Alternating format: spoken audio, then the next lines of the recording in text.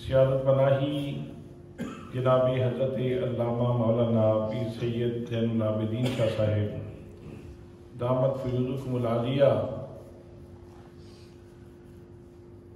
دیگر مقتدر علماء کرام، معززین دے، معززین علاقہ، برادران اسلام، برادران طریقت، برادران محبت، السلام علیکم ورحمۃ اللہ وبرکاتہ۔ مجھ سے پہلے آپ نے بڑے شیریں سخن لوگوں کو سن لیا ہے، تو میں زیادہ آپ کا وقت نہیں دوں گا، انتہائی اختصار کے ساتھ میں نے چند باتیں آپ کی خدمت میں پیش کرنی ہیں۔ دعا ہے کہ اللہ کریم مجھے حق کہنے کی توفیق نصیب فرمائے، اور جو کچھ میں عرض کروں اس میں جو کچھ قابل عمل ہو اس کے اوپر عمل کرنے کی توفیق نصیب فرمائے، اور جو چیزیں معتقدات سے متعلقہ ہوں تو اللہ کریم ہمیں اپنے یقین کو اور ایمان کو اور اعتقاد کو پختہ کرنے کی توفیق نصیب فرمائے۔ آج ہمارے ماموں جان ان کے ایصال ثواب کے لیے اس محفل کا انعقاد کیا گیا ہے۔ بنیادی طور پہ محفل ایصال ثواب کی ہے، لیکن ساتھ جو عنوان رکھا گیا ہے وہ ہے تاجدار ختم نبوت کانفرنس۔ ان دونوں چیزوں کی آپس میں مناسبت کیا ہے، مطابقت کیا ہے، بس یہی بات میں نے آپ کی خدمت میں عرض کرنی ہے۔ دوستان محترم،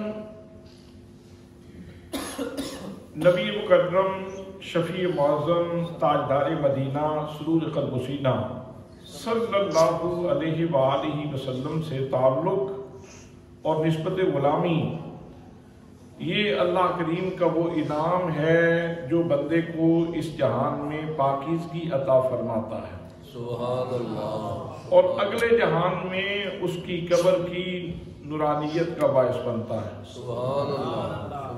حضرت شیخ عبدالعزیز دباغ رحمۃ اللہ تعالی علیہ ایک بزرگ ہیں، اور جو کسی مسجد مکتب میں جا کے جنہوں نے کسی استاد کے سامنے زانو تلفظ نہیں طے کیا، کسی استاد کے پاس نہیں پڑھا، اللہ نے ان کو نوازا، اور میرا رب نوازنا چاہے تو نواز دیتا ہے۔ میرا رب نوازنا چاہے تو اس سے کوئی بعید نہیں ہے۔ جو ایک زمین سے نکلنے والے پودے میں کئی رنگ بھر سکتا ہے، وہ اپنے بندوں کو بھی ایسے ہی انعامات سے نوازتا رہتا ہے۔ یہ اس کی فیاضی ہے، یہ اس کی جوادی کی شان ہے، یہ اس کی عنایات ہیں۔ جس کے لیے اللہ کریم اپنے خزانے کھول دے تو اللہ کریم ان اللہ علی کل شیء قدیر ہے۔ تو حضرت شیخ عبدالعزیز دباغ رحمۃ اللہ تعالی علیہ مادرزاد ولی ہیں، وہ ارشاد فرماتے ہیں کہ جب کوئی بندہ کلمہ پڑھتا ہے، بڑی میٹھی بات ہے، شہد سے زیادہ میٹھی بات ہے اور دودھ سے زیادہ لطیف بات ہے۔ حضرات آپ ارشاد فرماتے ہیں کہ جب کوئی بندہ کلمہ پڑھتا ہے، دائرہ اسلام میں داخل ہوتا ہے، تو اس کے سینے سے نور کا ایک دھاگا نکلتا ہے اور وہ سینہ مصطفیٰ سے جا کے جڑ جاتا ہے، اور جیسے ہی یہ کنیکشن ہوتا ہے تو اس کا فیضان یہ نصیب ہوتا ہے کہ اس بندے کو باطنی طور پر پاکیزگی نصیب ہو جاتی ہے، اس کا باطن پاک ہو جاتا ہے۔ اب اس بات کو اگر آج کے سائنٹیفک دور میں سمجھنے کی کوشش کی جائے کہ یہ دھاگا کیسے جڑتا ہوگا، تو سائنٹیفک دور میں سمجھنے کے لیے شاید آج سے 100 سال پہلے یہ بات اگر کی جاتی تو اس کو سائنٹیفک انداز میں سمجھانا مشکل تھا، لیکن آج کے دور میں بہت آسان ہے۔ آپ یہاں اپنا موبائل اپنی جیب سے نکالتے ہیں اور آپ سعودیہ میں، کویت میں، کسی ملک میں بیٹھے ہوئے اپنے کسی دوست کے ساتھ جب اس کا نمبر ملاتے ہیں تو رابطہ ہو جاتا ہے۔ کسی نوجوان سے آپ پوچھیں کہ یہ رابطہ کیسے ہوتا ہے تو جواب ملے گا کہ یہ انسانی عقل نے، انسانی دانش نے، انسان کے بھیجے کے اندر یہ جو اللہ کریم نے 1.5 چھٹانک عقل رکھی ہے، اس کا کمال یہ ہے کہ اس نے ایک سیٹلائٹ سسٹم ایجاد کیا ہے، وہ ویوز کو کنٹرول کرتا ہے، اور جب آپ نمبر ملاتے ہیں تو یہاں کا موبائل یہ ویوز چھوڑتا ہے، سیٹلائٹ اس سسٹم کو، اس ویوز کو آگے پہنچاتا ہے، اور دوسرا موبائل ہے اس کے ساتھ جا کے لنک ہو جاتا ہے۔ اب یہ لنک 1 منٹ کا بھی ہو سکتا ہے، 2 منٹ کا بھی ہو سکتا ہے، 10 منٹ کا بھی ہو سکتا ہے، گھنٹے کا بھی ہو سکتا ہے۔ تو یہ جو ویوز ہیں، ویوز انگلش میں جن کو ویوز کہا جا رہا ہے، انہی کا ویوز کا اگر ترجمہ اردو میں کیا جائے تو لہریں بنتا ہے، اور اگر کسی صوفی بابے کی زبان میں ترجمہ کر لیا جائے تو وہ نور کے دھاگے بنتے ہیں۔ سبحان اللہ، وہ نور کے دھاگے بنتے ہیں۔ فرق صرف یہ ہے کہ یہ جو کنیکشن جوڑا ہے یہ کسی سائنسدان نے، سائنٹسٹ نے جوڑا ہے، یہ آج کے کسی پڑھے لکھے بندے نے جوڑا ہے، لیکن جو مدینے والے کے سینے سے میرا اور آپ کا تعلق جوڑا ہے وہ کسی سائنسدان نے نہیں جوڑا، وہ خود اللہ کریم نے، رحمان نے جوڑا ہے۔ سبحان اللہ۔ تو ایصال ثواب کا حضور نبی کریم صلی اللہ تعالیٰ علیہ وسلم کی ذات گرامی سے بہت گہرا تعلق ہے۔ ثواب پہنچتا ہی تب ہے جب کسی بندے کا سینے کا تعلق نبی پاک سے جڑا ہوا ہوگا۔ اور پھر یہاں یہ بات بھی عرض کر دوں کہ یہ تعلق اتنی دیر تک ٹوٹتا نہیں ہے جب تک بندے سے کوئی کفر یا کلمہ نہ نکل جائے، کمزور ہو جاتا ہے، جھوٹ بولنے سے کمزور ہوتا ہے، غیبت کرنے سے کمزور ہوتا ہے، گناہ کرنے سے کمزور ہوتا ہے، 2 نمبری کرنے سے کمزور ہوتا ہے۔ یہ مضبوط بھی ہوتا ہے، قرآن پڑھنے سے مضبوط ہوتا ہے، نماز پڑھنے سے مضبوط ہوتا ہے، ذکر کرنے سے مضبوط ہوتا ہے، درود شریف پڑھنے سے مضبوط ہوتا ہے، اور یہ ٹوٹ جاتا ہے۔ ٹوٹتا اس وقت ہے جب کسی بندے سے کوئی ایسی گستاخی ہو جائے، کوئی کفر زبان سے نکل جائے کہ جس سے ایمان جس کو کہتے ہیں چلا گیا، تو اس وقت اس کا تعلق حقیقت میں نبی کریم کے سینے سے ٹوٹتا ہے۔ جب نبی کریم صلی اللہ تعالیٰ علیہ وسلم کے سینے سے تعلق ٹوٹتا ہے تو پھر مفتی فتویٰ دیتا ہے کہ اب تیرا دین بھی نہیں رہا، اب تیرا اسلام بھی نہیں رہا، اب تیری بیوی بھی تیرے اوپر حرام ہو چکی ہے، اب بیوی سے تعلق بھی ٹوٹ گیا اور امت مسلمہ سے تعلق بھی ٹوٹ گیا۔ وہ حضرات محترم، ایک مومن کی زندگی میں جتنی خوبصورتی موجود ہے وہ نبی پاک صلی اللہ تعالیٰ علیہ وسلم سے تعلق کی وجہ سے موجود ہے۔ اور یہ کنیکشن لے کے جب بندہ اس جہان فانی سے چلا جاتا ہے ایمان لے کے، یعنی وہ کنیکشن لے کے، اس کو دوسرے لفظوں میں آپ یوں کہہ لیں کہ ایمان ہے، وہ لے کے جب بندہ اپنی قبر میں چلا جاتا ہے تو نبی پاک صلی اللہ تعالیٰ علیہ وسلم سے تعلق کی وجہ سے اس کی قبر روشن ہو جاتی ہے، اس کے سوال و جواب میں آسانی ہو جاتی ہے۔ حضرات محترم، تاجدار ختم نبوت ہر قبر کے اندر تشریف لاتے ہیں، ہر قبر کے اندر تشریف لاتے ہیں اور سوال کیا جاتا ہے، فرشتے آتے ہیں اور آ کے پوچھتے ہیں من ربو کا، بتاؤ تیرا رب کون ہے، بتا تیرا رب کون ہے۔ جواب ٹھیک دے دے تب بھی اگلا سوال، جواب نہ ٹھیک دے پھر بھی اگلا سوال۔ جو جواب دینے والا ہوگا وہ کہے گا ربی اللہ، اور جس کو جواب نہیں آئے گا وہ کہے گا ہا ہا لا ادری، ہا ہا لا ادری، ہائے میں تو نہیں جانتا۔ دوسرا سوال قبر میں ہوتا ہے ما دینوں کا، تیرا دین کیا ہے؟ تو جس کو جواب آتا ہوگا وہ کہے گا دینی الاسلام، دینی الاسلام، میرا دین دین اسلام ہے۔ اور جس کو نہیں آئے گا وہ کہے گا ہا ہا لا ادری، ہائے میں تو نہیں جانتا، ہائے میں تو نہیں جانتا۔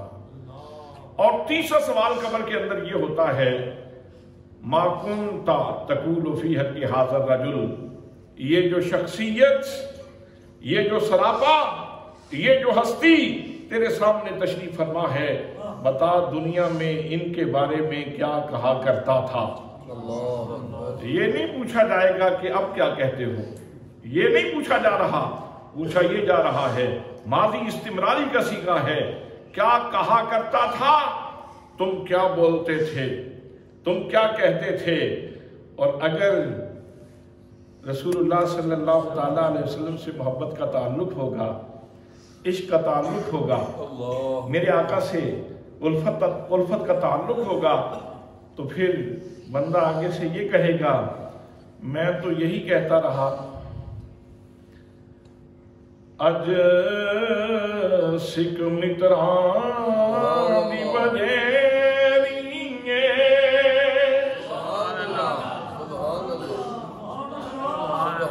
میں تو روز راستے دیکھتا تھا، میں تو روز دعائیں کرتا تھا کہ یا اللہ آج سکھ متران دی بدھیری ہے، مہربانی فرما اپنے حبیب کا دیدار عطا فرما۔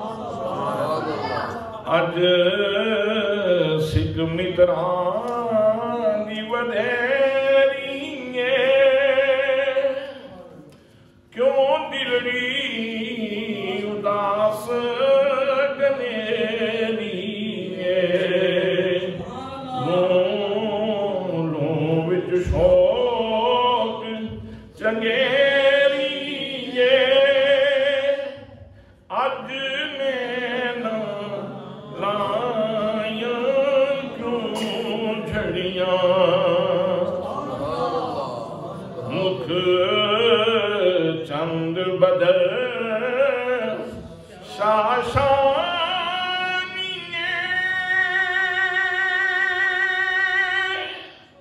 متھے چمک دی لات نورانی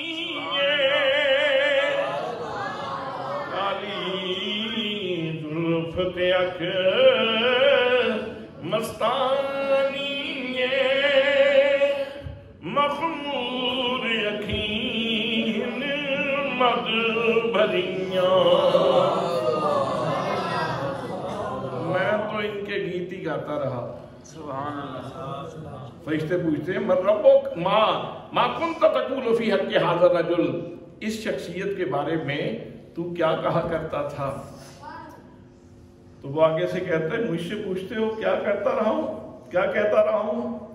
میں تو یہی کہتا رہا مولایا صلی وسلم دائما ابدا علی حبیبک خیر الخلق کلہم مولایا صلی وسلم دائما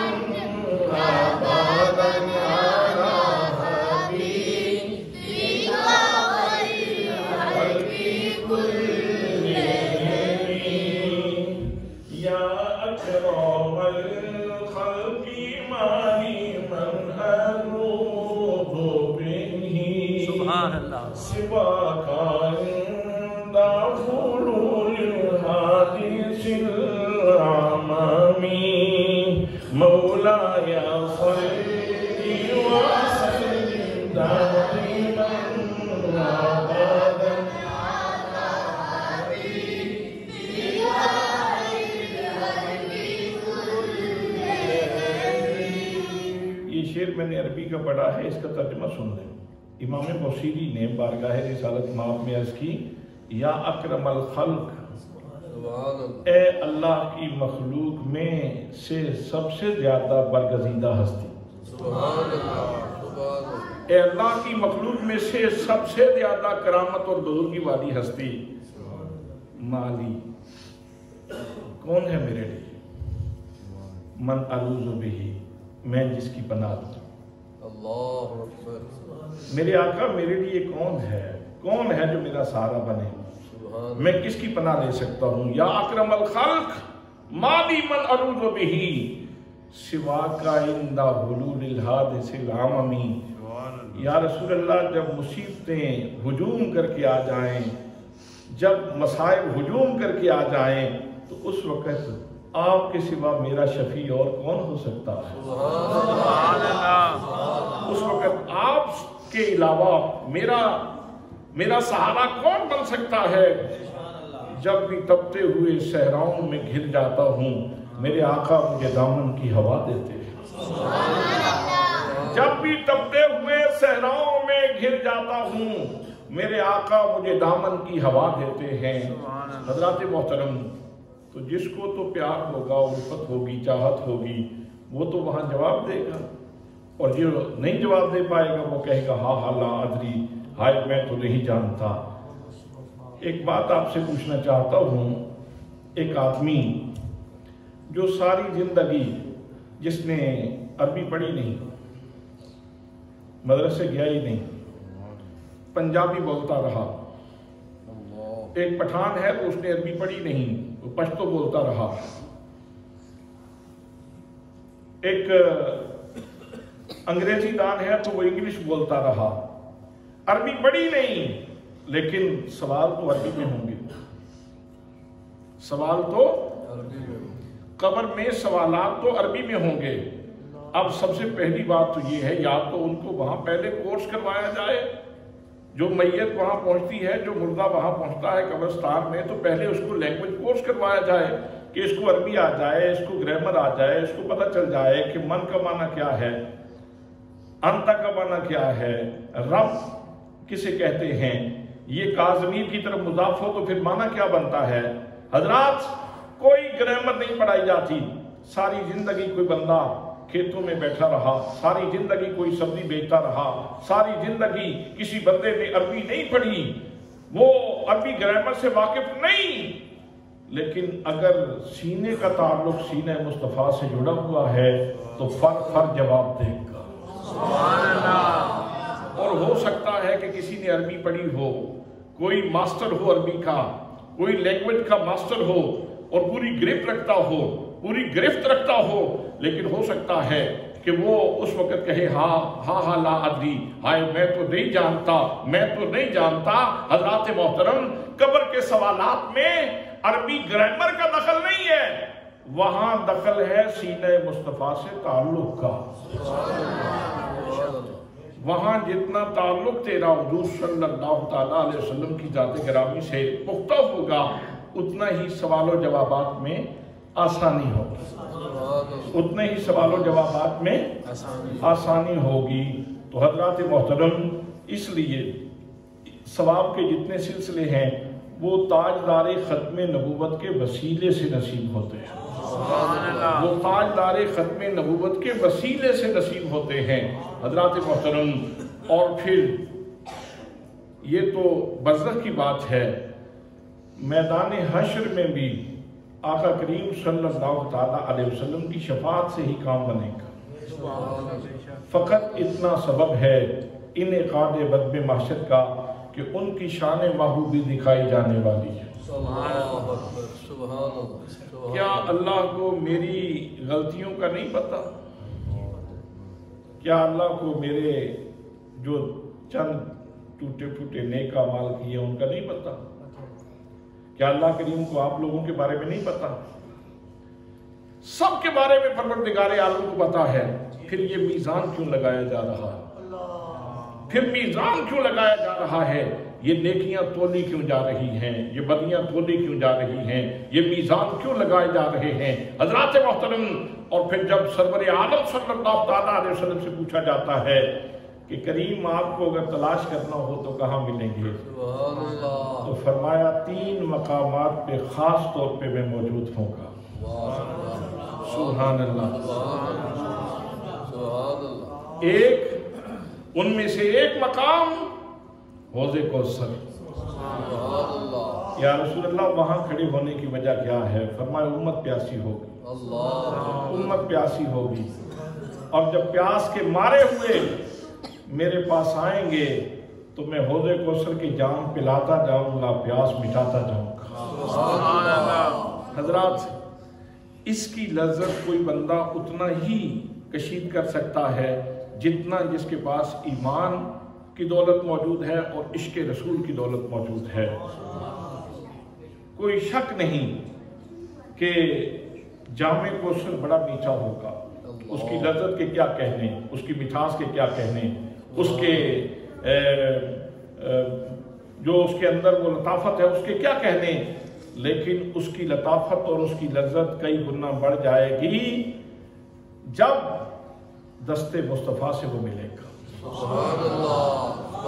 तो जो कुछ शाह रसूल हैं, जो अल्लाह के नबी के आशिक हैं, वो तो जामे कौसर देखते ही जब उनकी निगाह वो दस्ते मुस्तफ़ा के ऊपर पड़ेगी तो उनकी रूह बजद में आ जाएगी। सुभान अल्लाह। जामे कौसर और दस्ते मुस्तफ़ा से। हज़रात, एक मकाम हौज़े कौसर के ऊपर फरमाया कि मैं मिल जाऊँ। दूसरा मकाम फरमाया मैं मीज़ान अदल पे मौजूद होऊंगा, मैं मीज़ान अदल पे मौजूद होऊंगा। हज़रात, मीज़ान अदल पे क्यों मौजूद होंगे मेरे आका? तो इसके बारे में बहुत सारी अहादीस हैं, सिर्फ एक अर्ज करता हूँ।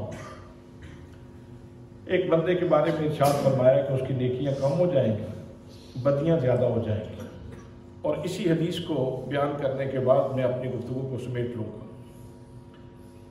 बदियां ज़्यादा हो जाएंगी, गुनाह ज़्यादा हो जाएंगे, नेकियां कम हो जाएंगी। हुक्म होगा इसको ले जाओ दोज़ख में। फरिश्ते ले जाने लगेंगे तो इतने में नबियों के सरदार तशरीफ ले आए, सुभान अल्लाह, ताजदार ख़त्म नबूवत तशरीफ ले आए, हुज़ूर सल्लल्लाहु ताला अलैहि वसल्लम तशरीफ लाएंगे। आप फरमाएंगे फरिश्तों फिर इसकी नेकियां तोलो। फरिश्ते अर्ज़ करेंगे मालिक तेरा महबूब कहता है कि फिर तोलो। फरमाया जैसे महबूब कहता है वैसे। अब फ़ज़ाइल आमाल के अंदर, फ़ज़ाइल आमाल तबलीगी जमात की जो किताब है उसके अंदर 2 जगह पे ये हदीस पाक मौजूद है, कलमा शहादत के बयान में भी और दुरूद शरीफ के बयान में भी। तो फिर उसके नामा अमाल को तोला जाएगा, नेकियां फिर कम हो जाएंगी, बदियां फिर ज्यादा हो जाएंगी। अब मेरे आका करीम सल्लल्लाहु ताला अलैहि वसल्लम फरमाते हैं मैं जेब में हाथ डालूंगा, मैं जेब में हाथ डालूंगा और एक पर्ची बेताका वो निकाल के मैं उसके नामा आमाल में रख दूंगा, तो उसका नेकियों वाला पलड़ा भारी हो जाएगा और उसको जन्नत का سامان نصیب ہو جائے گا، جنت کی راحت نصیب ہو جائے گی، جنت کا میسج نصیب ہو جائے گا۔ تو وہ عرض کرے گا کریم یہ کیسی مہربانی فرمائی آپ نے؟ تو ارشاد ہوگا کہ تو نے میرے اوپر درود پڑھا تھا، وہ میں نے تیرا سنبھال کے رکھا ہوا تھا، یا تو نے دوسرا کلمہ اشہد ان لا الہ الا اللہ وحدہ لا شریک لہ واشہد ان محمدا عبدہ ورسولہ یہ پڑھا تھا تو میں نے تیرا سنبھال کے رکھا ہوا ہے۔ حضرات میں پوچھنا چاہتا ہوں اس فرشتے کا کام کیا ہے؟ اس فرشتے کا کام کیا ہے؟ نیکیاں لکھنا۔ تو درود نیکی ہے کہ نہیں؟ تو جو اس نے لکھی تھی وہ تو تل چکی ہیں۔ آپ نے توجہ نہیں کی۔ اس فرشتے کا کام ہے نیکیاں لکھنا دائیں کندھے والے کا، اور جو اس نے لکھی ہیں وہ تو تل چکی ہیں۔ یہ کہاں سے آ گئی؟ یہ کہاں سے آ گئی؟ تو یہ وہ کوئی نیکی تھی جو انتہائی مغفرت کی اس نے کی تھی، اور یہ اللہ نے اپنی شان قدرت دکھائی، اور مقصود یہ ہے کہ محبوب کی شان واضح ہو جائے۔ مقصود یہ ہے کہ محبوب کی شان واضح ہو جائے۔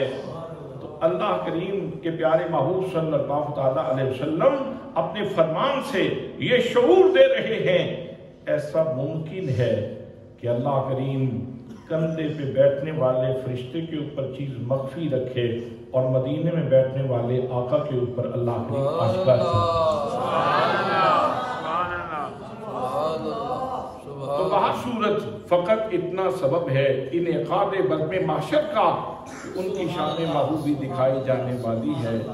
اور تیسرا مقام میرے آقا نے فرمایا کہ میں پل صراط کے اوپر کھڑا ہوں، پل صراط کے اوپر، اور فرمایا کہ تلوار سے زیادہ تیز ہے، بال سے زیادہ باریک ہے، بہت مشکل ہے، اور ہر بندے نے اس کے اوپر سے گزرنا ہے۔ اِن مِنکم الا واردھا، کوئی بھی ایسا نہیں جو اس کے اوپر سے نہیں گزرے گا، لیکن کچھ لوگ ایسے خوش نصیب ہوں گے کہ بجلی کی طرح گزر جائیں گے، کچھ چلتے ہوئے گزریں گے، اور کچھ گھسٹتے ہوئے گزریں گے، اور کچھ بیچارے ایسے بھی ہوں گے کہ جن کے پاؤں لڑکھڑائیں گے، لیکن سینہ مصطفیٰ کے ساتھ تعلق موجود ہوگا، امتی ہوں گے، حضور کے غلام ہوں گے۔ تو میرے آقا فرمائیں گے رب سلم امتی، رب سلم امتی، یا اللہ میرے امتی کو سلامتی سے گزار۔ تاجدار ختم نبوت زندہ باد، زندہ باد، تاجدار ختم نبوت زندہ باد، زندہ باد، تاجدار ختم نبوت زندہ باد، زندہ باد۔ یہاں اس کے اندر ایک لطافت موجود ہے، آپ اس کے اوپر توجہ فرمائیں۔ امتی، یہ نہیں کہا کہ یہ فلاں ابن فلاں ہے، یہ نہیں کہا کہ یہ فلاں ابن فلاں ہے، یہ فلاں ہے فلاں کا بیٹا، نہیں، تعارف وہاں یہ نہیں چلے گا، وہاں تعارف یہ چلتا ہے یہ میرا ہے کہ نہیں۔ محبوب بس اتنا بتا دے کہ یہ تیرا ہے کہ نہیں ہے، یہ تیرا ہے کہ نہیں ہے۔ اور جب محبوب نے کہہ دیا رب سلم امتی، میرا امتی ہے، یا اللہ اس کو سلامتی سے گزار دے، تو پھر سبحان اللہ، فقط اتنا سبب ہے انعقاد بزم محشر کا کہ ان کی شان محبوبی دکھائی جانے والی ہے، جن کے سر کے اوپر اللہ کریم نے ختم نبوت کا تاج سجایا ہے۔ فرمایا ما کان محمد ابا احد من رجالکم، حضرت محمد مصطفیٰ صلی اللہ تعالیٰ علیہ وسلم تم مردوں میں سے کسی کے باپ نہیں ہیں، ولیکن رسول اللہ، لیکن اللہ کے رسول ہیں، ولیکن رسول اللہ، لیکن اللہ کے رسول ہیں، اللہ کے رسول ہیں۔ اور کس کس کے لیے رسول ہیں؟ میرے آقا نے فرمایا ارسلت الی الخلق کافۃ، میں تمام مخلوق کی طرف رسول بن کے آیا ہوں، تمام مخلوق کی طرف مجھے رسول بنا کر کے بھیجا گیا ہے۔ حضرات میرے آقا مرسل ہیں، اور پوری مخلوق یہ مرسل الیہ ہے، آقا بھیجے گئے ہیں، ساری مخلوق کی طرف آپ بھیجے گئے ہیں، اور جس کی طرف بھیجے گئے ہیں یہ کیسے ہو سکتا ہے کہ جس بندے کی طرف یا جس مخلوق کی طرف حضور کو بھیجا جا رہا ہو تو آپ کو پتہ ہی نہ ہو میں کس کس کے لیے بھیجا گیا ہوں۔ تو یہ رسالت کا منصب، اس کا حق تب ادا ہو سکتا ہے جب آقا ساری مخلوق کو جانتے ہو، ساری مخلوق کو جانتے ہو۔ بڑا نفیس موضوع ہے، کھل جائے گا، میں اس کو کلوز کروں گا، میں صرف آیت کا ترجمہ مکمل کرتا ہوں۔ یہاں ساتھ ہی یہ بات بھی سن لے، وَمَا أَرْسَلْنَا مِن رَسُولٍ إِلَّا بِلِسَانِ قَوْمٍ، اللہ کا یہ ضابطہ ہے کہ جس رسول کو بھی بھیجتا ہے وہ اس قوم کی زبان کو ضرور جانتا ہے، وہ اس قوم کی زبان کو ضرور جانتا ہے۔ اب آپ اندازہ کریں کہ مخلوق کتنی ہے۔ آپ حشرات الارض میں دیکھیں، پھر زمین کے اوپر چلنے والی مخلوق دیکھیں، پھر فضاؤں میں اڑنے والی مخلوق دیکھیں، اور پھر فرشتوں کو دیکھیں، اور پھر اللہ کریم کی دیگر کتنی مخلوقات ہے جو ہمارے مشاہدے سے ہی باہر ہے۔ تو جس کے لیے بھی حضور رسول ہیں، میرے آقا سب کی بولیاں بھی جانتے ہیں، اور اس کا مشاہدہ بھی لوگوں نے کیا۔ اونٹ آیا تو اس کی بولی سمجھ لی، ہرنی آئی تو اس کی بولی سمجھ لی، لکڑی بولی تو اس کی بولی سمجھ لی، پتھر بولا تو اس کی بولی سمجھ لی۔ حضرات محترم، وَمَا أَرْسَلْنَا مِن رَسُولٍ إِلَّا بِلِسَانِ قَوْمٍ، فرمایا میرا نبی تم مردوں میں سے کسی کا باپ نہیں ہے، لیکن اللہ کا رسول ہے، لیکن اللہ کا رسول ہے۔ اور یہ شان صرف میرے آقا کو نصیب ہے، باقی معدود دائروں کے لیے نبی بنے، زمان کے دائرے میں یا مکان کے دائرے میں انبیاء کرام تشریف لاتے رہے۔ حضور تشریف لائے تو پورے جہان کے لیے تشریف لائے، اسی لیے تو معراج کی رات بلایا تھا، فرمایا محبوب آ کے اپنا سارا علاقہ تو دیکھ جاؤ، تم کہاں کہاں تک رسول ہو۔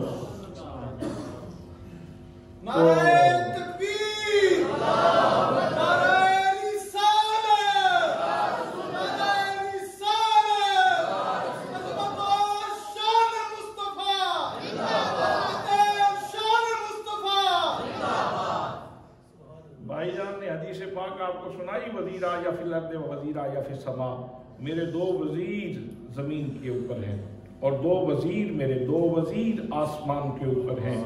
جہاں تک وزیر کی وزارت ہوتی ہے وہاں تک صدر کی صدارت ہوتی ہے۔ میں تو مالک ہی کہوں گا کہ ہو مالک کے حبیب، یعنی محبوب و محب میں نہیں، میرا تیرا۔ حضرات محترم، بس بلایا ہی اسی لیے تھا، لِنُرِيَهُ مِنْ آیَاتِنَا، محبوب ہم چاہتے یہ ہیں کہ ہماری نشانیاں تو آ کے دیکھو نا، ہماری نشانیاں تو آ کے دیکھو نا۔ اور میں نے تجھے وَمَا أَرْسَلْنَاكَ إِلَّا رَحْمَةً لِلْعَالَمِينَ کا منصب عطا فرمایا ہے۔ محبوب ذرا اپنی رسالت کے دائرے میں ذرا پھر کے دیکھو تو صحیح، میں نے تجھے کیا کچھ عطا فرمایا۔ سبحان اللہ، سبحان اللہ، سبحان اللہ، سبحان اللہ۔ فرمایا بلا کہ رسول اللہ، آپ اللہ کے رسول ہیں، اور ساتھ کیا فرمایا وخاتم النبیین، اور ان کے سر کے اوپر ختم نبوت کا تاج ہے۔ حضرات، خاتم ہو یا خاتم ہو یا ختام ہو یا خاتام ہو، لغت میں اس کے جتنے بھی مادہ، اس کے جتنے بھی اشتقاق ہیں، یعنی جتنے بھی الفاظ اس سے بنتے ہیں، وہ سارے کے سارے آخری کے اوپر ہی دلالت کرتے ہیں۔ اور لغت کچھ بھی کہے، لغت کی تشریح وہ ہے جو اللہ نے فرما دی، اللہ کے رسول نے فرما دی۔ اللہ کے رسول نے خود اس کی تشریح فرما دی کہ خاتم النبیین کا معنی کیا ہے۔ فرمایا انا خاتم النبیین ولا نبی بعدی، میں ختم نبوت کا تاج لے کے آیا ہوں، میرے بعد نہ کسی ضدی کی گنجائش، نہ کسی بروجی کی گنجائش، نہ کسی امتی نبی کی گنجائش، نہ کسی مستقل نبی کی گنجائش، میرے بعد کسی قسم کے نبی کی کوئی گنجائش نہیں ہے۔ حضرات، تو میرے آقا کریم صلی اللہ تعالیٰ علیہ وسلم نے لا نفی کی تلوار سے جتنے جھوٹے آ رہے تھے، جنہوں نے اعلان کرنا تھا، ان سب کی گردن کاٹ دی، ان سب کی گردن کاٹ دی ہے، میرے بعد کوئی نبی نہیں۔ تو حضرات محترم، نبی مقدم صلی اللہ تعالیٰ علیہ وسلم سے ہماری عقیدت، ہماری محبت کتنی ہونی چاہیے۔ بس وہ رفیع ایک گائک ہے انڈیا کا، فوت ہو گیا۔ وہ گاندھی کے بھجن پڑھتا تھا، یعنی قومی جس طرح گیت ہوتے ہیں نا مختلف پارٹیوں کے لوگ پڑھتے ہیں ترانے وغیرہ۔ تو ایک دن گاندھی اس کے اوپر بہت مہربان ہوا، محمد رفیع کے اوپر، اور کہنے لگا کہ آج جو تم مانگو نا میں تمہیں دینے کے لیے تیار ہوں۔ اس نے کہا گاندھی صاحب آپ نہیں دے سکتے، گاندھی صاحب آپ نہیں دے سکتے۔ اس نے کہا کمال ہے، میں اس ملک کا فرما روا ہوں، زمین مانگو دوں گا، بنگلہ مانگو دوں گا، کار مانگو دوں گا، فیکٹری مانگتے ہو فیکٹری تمہارے نام کر دوں گا، سب کچھ تو میرے ہاتھ میں ہے۔ اس نے کہا نہ فیکٹری کی ضرورت ہے، نہ کار کی ضرورت ہے، نہ بنگلے کی ضرورت ہے، نہ بینک بیلنس کی ضرورت ہے۔ اگر آپ دینا چاہتے ہیں تو پھر میرا ایک ہی مطالبہ ہے، آئندہ جب بھی مجھے اسٹیج پہ بلایا جائے تو مجھے رفیع کہہ کر نہ پکارا جائے، مجھے محمد رفیع کہہ کے پکارا جائے، مجھے محمد رفیع کہہ کے پکارا جائے۔ گاندھی سر پکڑ کے بیٹھ گیا، اس نے کہا مسلمانوں، ایک تو تمہارے اندر سے محمدیت نہیں جاتی، یہ محمدیت ہے، گناہگار سے گناہگار مسلمان بھی اس کے اندر محمدیت کا نور ضرور موجود ہوتا ہے، اور یہ محمدیت ہی ہمارا مائع افتخار ہے، اسی کے ساتھ ہی مسلمانوں کی عزت ہے۔ اور اسی پہ ایک اور بات بھی سنیے، گورڈن کالج کا پرنسپل ایک عیسائی تھا جس کا نام تھا مسٹر گورڈن، وہ ایک مذاکرے میں بیٹھا ہوا تھا، تو مختلف لوگ اپنے آئیڈیل لوگوں کا ذکر کر رہے تھے کہ میرا آئیڈیل فلاں ہے، میرا آئیڈیل فلاں ہے، میں فلاں بندے سے متاثر ہوں۔ تو مسٹر گورڈن سے پوچھا گیا کہ تم بتاؤ تم بھی کسی بندے سے متاثر ہو کہ نہیں؟ اس نے کہا عیسائی تھا مسٹر گورڈن، کہنے لگا ایک مسلمان بھکاری منگتے سے متاثر ہوں۔ چاچا غلام قادر سبحان اللہ، وہ کہنے لگا کہ میں ایک منگتے سے متاثر ہوں، مسلمان منگتے سے، بکاری سے۔ تو سب لوگوں نے بڑے کان کھڑے کیے، بڑی توجہ سے سنا، اور کہنے لگے کمال ہے، اتنا پڑھا لکھا آدمی، تو اشتہار علم و دانش ہے، اتنا عرصہ ہو گیا تجھے علم کے جواہر اٹھاتے ہوئے، اتنے فیاض ہو، زندگی پڑھاتے ہوئے گزر گئی، تو متاثر ہو ایک بیگر سے، ایک بھکاری سے، ایک بھیک مانگنے والے سے؟ اس نے کہا ہاں میں ایک مسلمان بھکاری سے متاثر ہوں۔ اچھا ضرور سناؤ اس کی داستان۔ وہ کہنے لگا کہ میری عادت تھی کہ میں پچھلے ٹائم وہ چہل قدمی کے لیے نکلتا تھا، تو ایک دن میں سیر کرنے کے لیے نکلا تو بھکاری آ گیا، وہ آ کے اس نے اپنا کاسا میرے آگے کیا اور کہنے لگا یسوع مسیح کے نام پہ دے جاؤ بابا۔ اس کو پتا تھا عیسائی ہے، اس لیے اس نے حضرت عیسیٰ علیہ السلام کا نام دیا۔ اس نے کہا یسوع مسیح کے نام پہ دے جاؤ بابا، یسوع مسیح کے نام پہ دے جاؤ۔ کہتا میں بڑا تنگ ہوا، میں نے کہا یہ کیا مصیبت آ پڑی میرے سر کے اوپر۔ میں نے تیز تیز دوڑنا شروع کر دیا تو اس نے بھی تیز تیز دوڑنا شروع کر دیا، اور ساتھ کہتا جائے یسوع مسیح کے نام پہ دے جاؤ بابا، یسوع مسیح کے نام پہ دے جاؤ۔ میں نے دوڑنا شروع کر دیا، میں تو ویسے ہی ورزش کے لیے نکلا تھا، تو اس نے بھی ساتھ ساتھ دوڑنا شروع کر دیا اور کہہ رہا تھا یسوع مسیح کے نام پہ دے جاؤ بابا، یسوع مسیح کے نام پہ دے جاؤ۔ میں بالآخر تنگ پڑا اور میں نے اسے روک کے میں نے کہا یہ جو ریزگاری آج تو نے یہ بھیک مانگی ہے پورا دن، یہ ریزگاری جو تو نے جمع کی ہے، یہ محمد کے نام پہ مجھے دے دو۔ اس نے فوراً کاسا الٹ دیا، فوراً کاسا اس نے الٹ دیا اور اس کے قدموں میں الٹ دیا۔ اس نے کہا اب چھوڑ کے نہ جانا، یہ تو تو نے آج کے دن کی کمائی مجھ سے مانگی ہے، محمد کے نام پہ جان بھی مانگتا تو میں دینے کے لیے تیار تھا۔